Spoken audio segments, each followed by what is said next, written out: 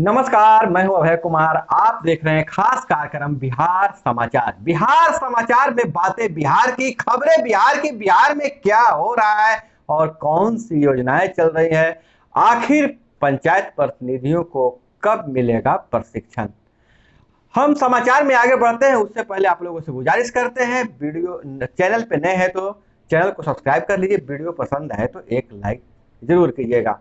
पंचायती राज विभाग से बहुत बड़ी खबर निकल कर आ रही है कि वार्ड क्रियान्वयन सह प्रबंधन समिति को सशक्त बनाया जाएगा। उसके लिए नए दिशा निर्देश जारी किए जा रहे हैं और नवगठित वार्ड क्रियान्वयन प्रबंधन समिति के जिम्मे कौन कौन से काम मिलेगा उसका बंटवारा किया जा रहा है। पंचायती राज मंत्री सम्राट चौधरी ने वरीय अधिकारियों के साथ बैठक करके इसकी पूरी रूपरेखा तैयार कर ली है। जल्द ही सभी जिलों को पत्र भेजा जाएगा। वहीं दूसरी तरफ पंचायत प्रतिनिधियों के प्रशिक्षण के लिए शेड्यूल तैयार कर लिया गया है और प्रशिक्षण में कौन कौन सी सामग्रियां शामिल की जाएगी, पंचायती राज नियम में कौन कौन से सुधार किए गए हैं, उन सारी बातों की जानकारी दी जाएगी। पंचायत प्रतिनिधियों को योजनाओं से संबंधित जानकारी तो दी ही जाएगी, साथ ही उनके और कौन से कार्य हैं और कैसे कौन कौन से अधिकार हैं और पब्लिक के बीच कैसे अपनी बातों को रखना है, अपना पर्सनालिटी डेवलपमेंट कैसे करना है, इन सारी बातों को जानकारी दी जाएगी। वहीं अगर बात करें तो अभी बेचहा में जो उपचुनाव हुआ है उसका इंतजार किया जा रहा है और देर शाम तक उसकी रिपोर्ट आ जाएगी, कौन जीतेगा और कौन हारेगा। पक्ष और विपक्ष दोनों में खलबली मची हुई है क्योंकि यह उपचुनाव बहुत चीज तय करने वाला है। और वहीं नियमित नहीं होता है DM MD DM ADM DCLR court, सरकार सख्त। जी हाँ, आपको पता होगा कि अंचल में और डीएम का एडीएम का और डीसीएलआर का कोर्ट लगता है। जो स्थानीय स्तर पर जो विवाद होते हैं उसको सुलझाया जाता है, लेकिन यह नियमित नहीं होता है, जिसके चलते सरकार सख्त है। बढ़ती शिकायतों को देखते हुए मुख्य सचिव ने दिया निर्देश। सरकार डीएम एडीएम एसडीओ और डीसीएलआर कोर्ट को लेकर काफी सख्त हो गया है। इन पर अधिकारियों को नियमित रूप से कोर्ट लगाने का जिम्मा होता है, लेकिन इस काम को लेकर अधिकारी सजग नहीं है। नतीजा लगातार जन शिकायतें प्राप्त हो रही है। बढ़ती शिकायतों को देखते हुए सरकार सख्त हो गई है।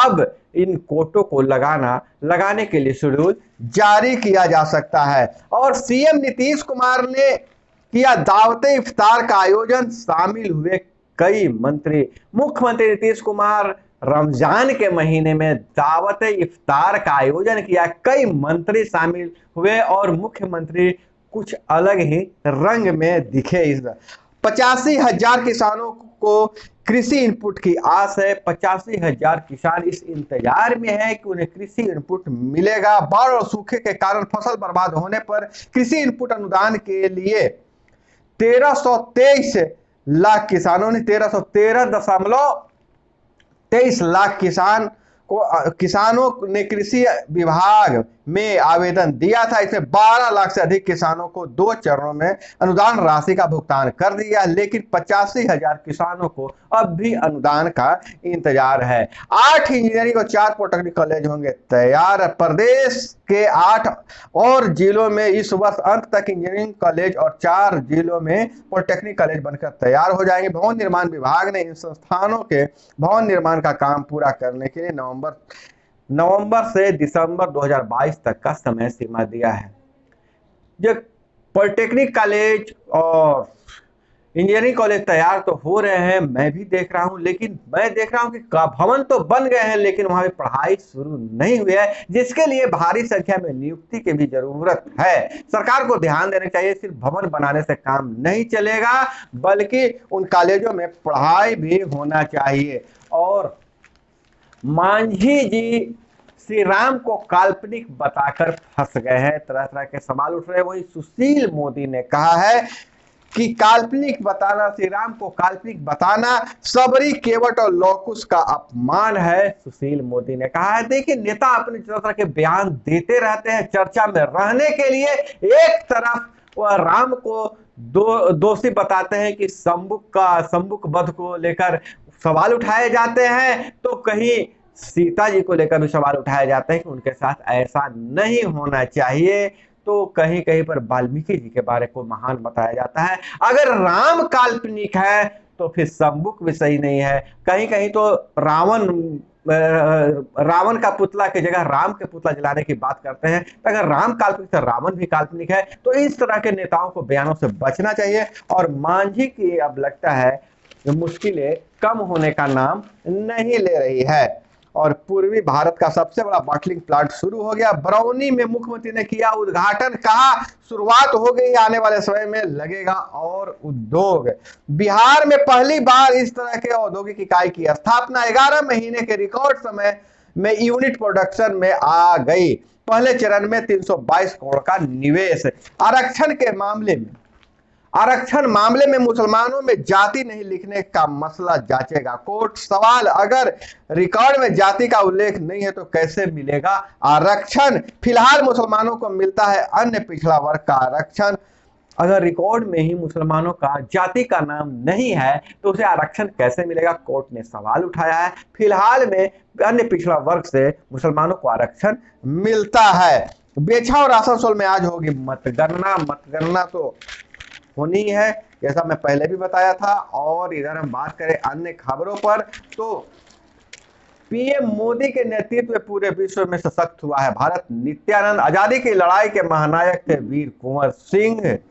औरंगाबाद जिले से खबर आ रही है। केंद्रीय गृह राज्य मंत्री औरंगाबाद में सभा को संबोधित कर रहे थे। 2 दुकानों में दिन दहाड़े 22 लाख के जेवर लूटे, हवाई फायरिंग। और आपको बता दें, मिट्टी में लगी नूनी से नमक बनाया जाता है। वह नमक सोने का भाव बिकता है, उसका दवाओं में उपयोग होता है। दवा में और हड्डी गलाने में तरह तरह का उसका उपयोग है। जो मिट्टी में जो नूनी बेकार चीज है, परंपरा चली आ रही थी पूर्वजों को, उस परंपरा को एक युवक ने अपनाया है और उस नूनी का व्यापार शुरू कर दिया है, उसे नमक बनाकर।